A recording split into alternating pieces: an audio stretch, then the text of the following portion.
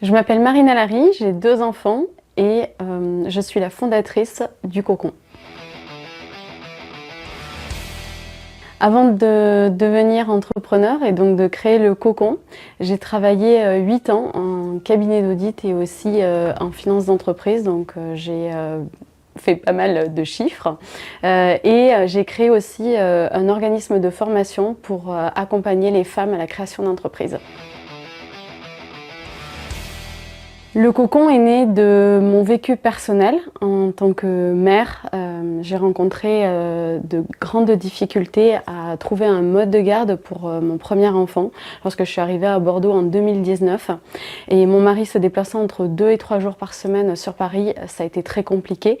Donc j'ai dû arrêter de travailler. Et statistiquement, comme 95% des mères ou les familles dont les familles ne trouvent pas de mode de garde, eh bien, elles arrêtent de travailler ou se mettent à temps partiel. Et donc, de ce vécu personnel et de rencontres avec d'autres familles et notamment des mères, je me suis rendu compte qu'on était nombreuses à éprouver ces difficultés, à concilier une maternité et une carrière. Et donc, j'ai eu un déclic et j'ai eu envie d'ouvrir un lieu où on peut confier son enfant en toute sérénité dans un cadre sécurisant et sécurisé et où on peut travailler, qu'on soit salarié, indépendant, entrepreneur. Le Cocon, c'est un concept de coworking avec une micro-crèche adossée. Et donc l'idée est toute simple, c'est vous déposez votre enfant le matin et à 1 minute à pied ou sur place, à proximité, vous travaillez à côté de votre enfant. L'idée, c'est de simplifier le quotidien des jeunes parents et de permettre, grâce à cette proximité, d'avoir une logistique beaucoup plus fluide. Alors depuis le début de l'ouverture du Cocon, en 2021, il y a eu pas mal d'évolutions dans les familles qu'on a accueillies. La première année, on a accueilli beaucoup de femmes. Quasiment 90-95% de nos clients étaient des femmes qui voulaient notamment entreprendre et créer leur entreprise. Et puis la deuxième année, on a accueilli quelques pères et aujourd'hui en fait on accueille quasiment autant de pères que de mères, autant d'indépendants, d'entrepreneurs qui ont 1 ou 2 salariés et aussi des salariés en télétravail, pas forcément en full remote mais qui viennent 1 à 2 jours par semaine. Donc en fonction des évolutions finalement des modes de travail et des envies des familles, ça évolue et je trouve ça chouette en fait aujourd'hui que les pères et les mères finalement soient autant impliqués dans la parentalité en déposant leurs enfants et en venant au coworking, ce qui permet finalement à tous les parents de se croiser, de pouvoir partager, échanger et puis en plus ils ont leurs enfants ensemble donc ça crée des vrais liens d'amitié. Donc ça c'est très chouette et c'est vrai qu'ils peuvent partager, créer des synergies professionnelles aussi et donc c'est hyper vertueux, ça a beaucoup de bénéfices. Et puis on accueille aussi des familles monoparentales, notamment jusqu'à présent des mères qui finalement sont mamans solo et pour elles ça leur permet de pouvoir confier leur enfant et de pouvoir travailler. À savoir que pour les parents solo, notre fonctionnement, donc la micro-crèche, il y a 30% d'aide supplémentaire, donc ça c'est un soutien aussi pour leur parentalité. Et puis, par exemple, je peux vous donner une anecdote, j'ai accueilli aussi plusieurs fois un père qui venait avec sa fille et qui lui, en fait, habitait à Berlin, donc fréquente un coworking crèche qui est à Berlin. Et comme sa mère habite à Bordeaux, lorsqu'il venait à Bordeaux, en fait, il nous confiait sa fille et il travaillait au coworking, donc il fréquentait finalement le coworking crèche de Bordeaux, donc le nôtre. Et c'était assez marrant. Alors bien sûr, ça représente pas du tout l'ensemble des familles, mais je trouve ça chouette de se dire qu'on peut avoir autant de flexibilité. Et justement, on parlait de la question comment on trouve son équilibre de vie. Je crois qu'il y a des parents qui arrivent très bien à trouver les solutions. Le premier obstacle, ça a été tout simplement, alors ce concept, il est pas, c'est pas moi qui l'ai inventé dans le sens où c'est un concept qui existe déjà dans d'autres pays, aux États-Unis, au Portugal, en Italie. Donc c'est des concepts qui existent déjà.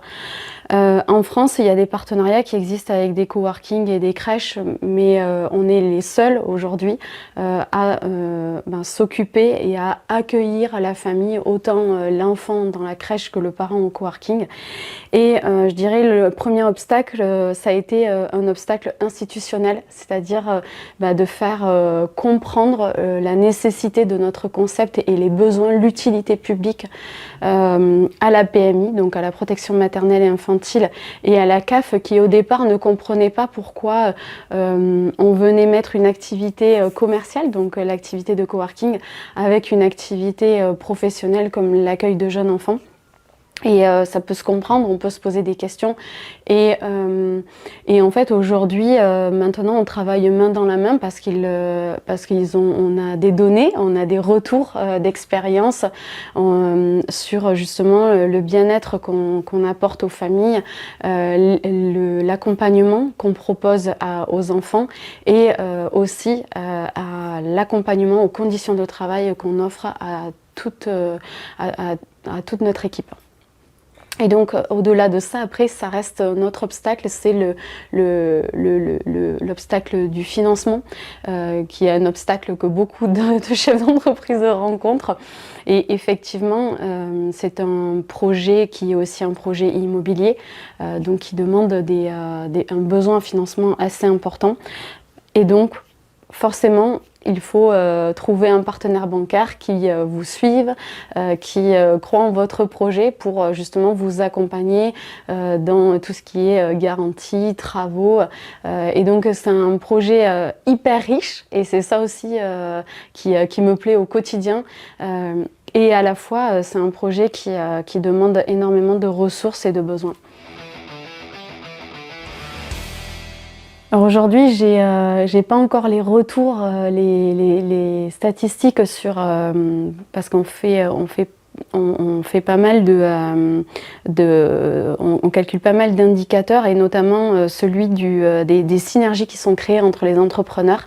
Mais je sais qu'il y a beaucoup de membres de la communauté, des parents qui travaillent avec d'autres parents et qui s'ils ne s'étaient pas rencontrés au sein du cocon, ils n'auraient jamais travaillé ensemble. Et en fait, on va dire que la majorité sont clients entre eux. Et même moi, j'ai plusieurs de mes clientes qui travaillent aussi pour le projet. C'est-à-dire que par exemple, j'ai une coach qui travaille au sein du coworking, qui coach mes salariés. Moi, je vais accueillir son enfant et elle travaille au coworking. Et en fait, c'est un peu ce cercle vertueux, ces échanges de compétences qui font que le projet est génial et que les parents, la communauté s'y retrouvent et a plaisir en fait à venir y travailler. Aujourd'hui, dans le secteur de la petite enfance, il y a vraiment un point, un sujet, c'est qu'il y a une très forte comparaison entre la qualité d'accueil au sein des crèches publiques et des crèches privées. Et je pense quelque part que même s'il y a un débat, parce que effectivement il y a des acteurs d'ailleurs privés, mais il y a aussi des sujets dans le secteur public. Moi-même, j'en ai subi les conséquences puisque mon premier enfant n'a pas du tout été bien traité dans une crèche publique. Et c'est ce qui m'a aussi poussée à créer le cocon. Mais je dirais qu'en fait, dans les deux secteurs, autant privé que public, il y a des pour et des contre. Et c'est vrai qu'il y a énormément de familles ces dernières décennies, et on l'a vu avec la sortie du livre de Victor Castanet, qu'il y a des dysfonctionnements qui font qu'il y a des sujets qui sont inacceptables, c'est-à-dire la maltraitance des enfants, le fait qu'il y ait des conditions déplorables et inacceptables pour les professionnels de la petite enfance. Mais à la fois, je crois que en se fixant, en se focalisant sur justement cette comparaison, on en oublie aussi que les premières victimes finalement de toutes les mesures qui vont être prises ou des mesures qui sont prises aujourd'hui ou justement de l'insuffisance d'accueil de jeunes enfants. Les premières victimes, ce sont les enfants et les deuxièmes, ce sont les femmes. Parce qu'en fait, aujourd'hui, si un foyer ne trouve pas de mode de garde, en fait, à 95% des cas, ce sont les mères qui arrêtent de travailler ou qui se mettent en temps partiel. Et en fait, ces sujets-là, et le personnel, bien sûr, parce que c'est aussi la survie, les emplois qui sont en jeu. Mais au-delà de ça, on oublie que, en fait, ce qui serait aujourd'hui juste, ce serait que le gouvernement en fait se focalise sur qu'est-ce qu'on veut dans notre société, qu'est-ce qui est juste et comment on reconnaît les enfants de 0 à 5 ans, comment en fait, quelle est la position des femmes et notamment des mères dans notre société. Et en fait, en répondant aussi à toutes ces questions, c'est qu'est-ce qu'on met en place et qu'est-ce qu'on veut dans ce secteur-là, parce qu'il y a des acteurs privés et même qui en fait œuvrent au quotidien aussi pour rendre les familles plus épanouies et pour permettre aux jeunes enfants de devenir des adultes en fait aimés et aimants. Donc je pense que il faut que tout ça, c'est un gros tas de nœuds. Et malheureusement, je suis une poussière dans ce tas.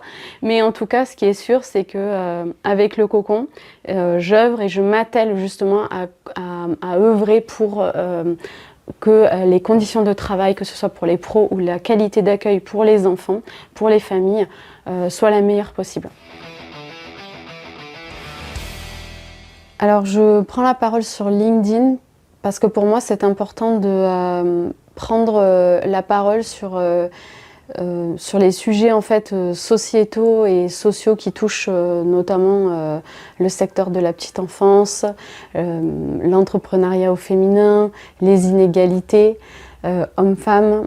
Et je pense que c'est important de prendre la parole pour notamment éveiller les consciences et en fait se rendre compte de la réalité du terrain. Parce que c'est vrai que parfois il y a une complète déconnexion de ce qui nous est demandé, notamment en crèche, et de la réalité du terrain. Aujourd'hui, on parle par exemple du taux d'encadrement et de la qualité d'accueil. Aujourd'hui, dans une crèche, par exemple, municipale, on est à une professionnelle pour 5 non-marcheurs ou 8 marcheurs. On parle beaucoup et il y a beaucoup de discussions sur ce sujet-là, mais moi déjà en tant que mère, j'en ai 2, je galère. Donc en fait, je me dis, je ne sais pas comment on peut faire. Et c'est la raison pour laquelle, pour moi, c'est important d'éveiller les consciences, de se dire qu'il y a d'autres modèles qui sont existants, qui sont réglementés aujourd'hui. Et par exemple, nous, on a un taux d'encadrement d'une professionnelle pour 2 à 3 enfants. Et en fait, c'est notre choix. Et certes, on a moins de marge que. Et d'ailleurs, on n'est pas, comment dire, on n'est pas aussi rentable que d'autres réseaux de crèches. Mais voilà, on mise sur justement du long terme, en se disant que nous, on offre des conditions plus confortables à nos équipes et c'est ce qui va permettre que les équipes vont se sentir bien, que les familles aussi vont le ressentir puisque leurs enfants auront un accompagnement bien plus personnalisé. Et en fait, c'est tous ces sujets, toutes ces décisions qu'on prend qui permettent en fait un cercle vertueux. Et donc pour moi, c'est important de prendre la parole sur ces sujets-là, comme sur les sujets liés au fait qu'on permet à des entrepreneurs de créer des synergies, de booster leur business. Et je peux donner par exemple le cas d'une maman qui est arrivée la première année, elle galérait, elle n'arrivait pas à se rémunérer, elle n'avait pas de mode de garde et elle nous confiait sa fille 2 jours par semaine. 3 ans après, elle vivait de son activité parce qu'on lui a aussi apporté un réseau et elle nous confiait son enfant un peu plus. Donc en fait, c'est se dire, c'est qu'est-ce quelles sont les décisions qui ont après une réelle plus-value sur les parents et les professionnels qui nous entourent. Et donc pour moi c'est important donc de prendre la parole et surtout parce que finalement le cocon reste un projet où il y a des enjeux qui en fait en prenant la parole sur LinkedIn, moi ça me permet en fait aussi de montrer du concret, la réalité qu'on vit chaque jour et ce qu'on offre aux familles et aux professionnels. Et que si je le fais pas en fait, c'est un peu comme si tout ce qu'on mettait en place avec l'équipe servait à rien. Donc pour moi, je me dis que pour le communiquer, pour que d'autres parents comprennent en fait qu'il y a aussi des lieux où ils peuvent être épanouis, c'est possible. En fait, pour moi, c'est important de communiquer dessus. Donc, à partir de ce moment-là, je sais que prendre la parole, c'est essentiel.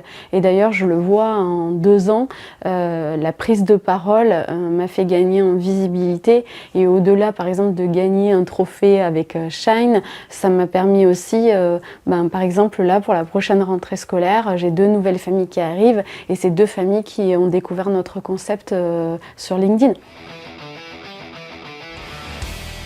Je dirais pas que c'est impossible, je dirais que en fait, vouloir réconcilier sa carrière et sa parentalité, c'est comme essayer de trouver un équilibre. Et en fait, je pense que l'équilibre, c'est un état, un mouvement en fait.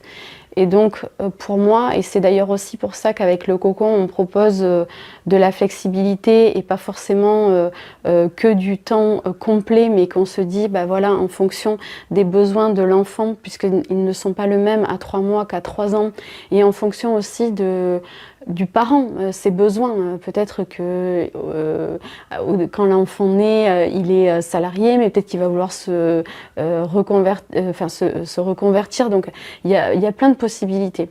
Et donc l'idée, c'est de se dire, en fonction des besoins de la famille, en fonction des besoins de l'enfant, c'est comment en fait je trouve un mode d'accueil et aussi une façon de pouvoir m'organiser au sein de ma sphère familiale pour pouvoir en fait faire au mieux et comme j'ai envie, ou du moins dans la mesure du possible, pour pouvoir aussi mener une vie professionnelle.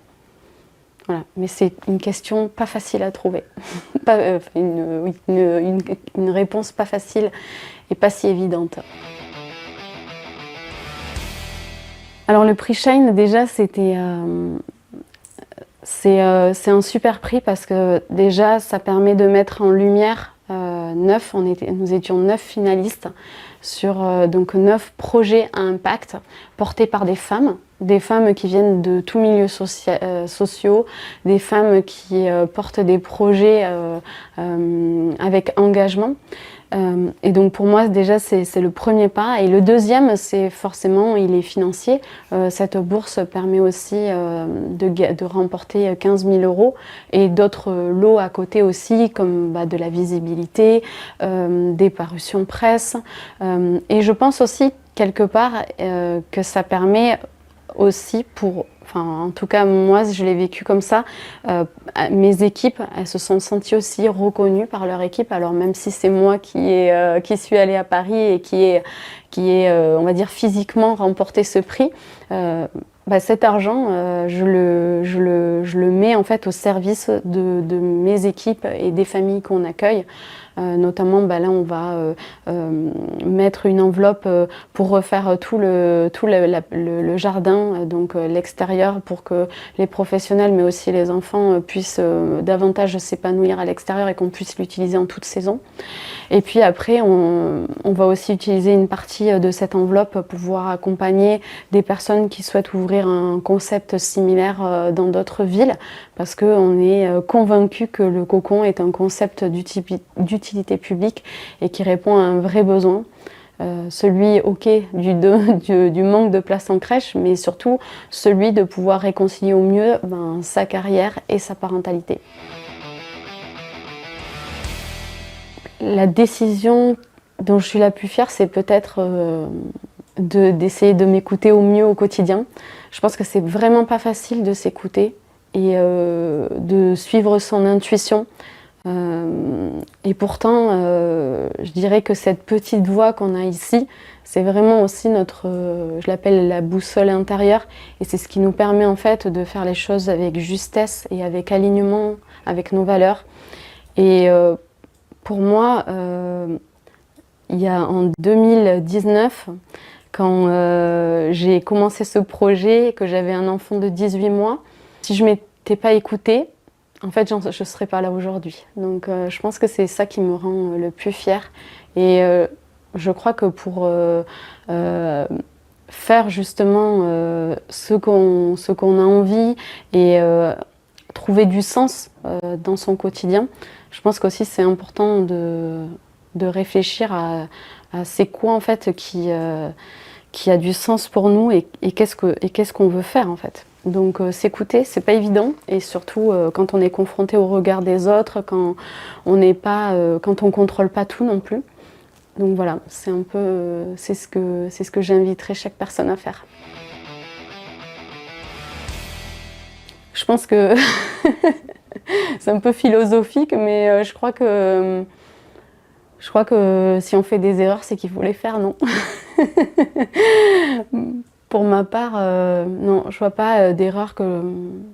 Non, je pense que voilà, on les fait et elles viennent et il faut les prendre et voir qu'est-ce qu'il en ressort de meilleur. C'est d'être indépendante, c'est de faire les choses, de faire en sorte en fait de pas avoir besoin des autres pour avancer. Alors quand je dis l'indépendance, c'est pas forcément l'indépendance financière, mais l'indépendance de manière générale.